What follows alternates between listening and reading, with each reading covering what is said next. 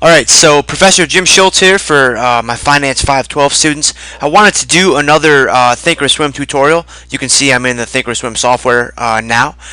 So this is your home page when you first log in. I X'd out of that main screen, and this is basically what comes up.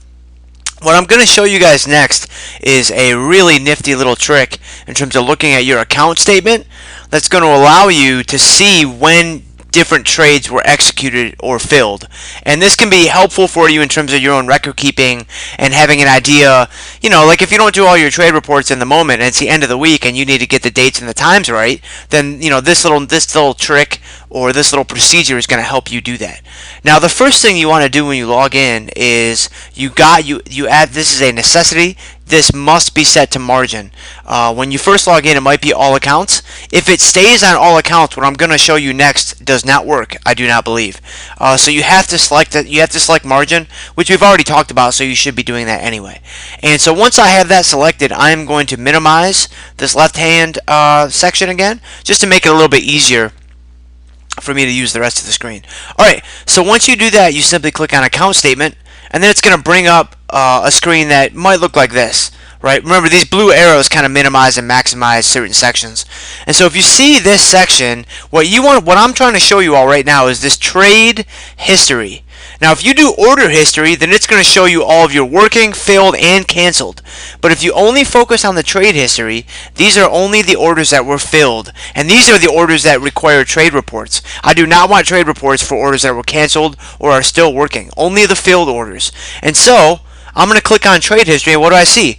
Well, I actually, just a few minutes ago, just to kind of play around, I actually bought and sold the British Pound USD pair. I wanted to do that because you can see it's 10:18, so the stock market's not open.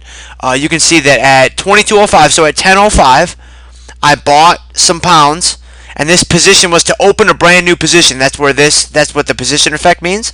And then 17 seconds later, on the same day, obviously, I sold my 10,000 pounds to close that position. Okay? Now, this all happened today. So how would I look at trades that I completed like last week, for example? Well, this is where it gets pretty nifty. Up here at the top, you'll see how many days do you want to go back. And so basically, this is only going one day back. Now, you could, if you click the drop down, you'll see 1, 7, and 30. You could select like 8 if you want to. You can customize that to whatever you want. So watch what happens. When I pick 8, now you see a few more orders show up, and these were all done on January 17th. These were the orders. You guys might remember my account. I couldn't do any trades, so I had to close all these positions out.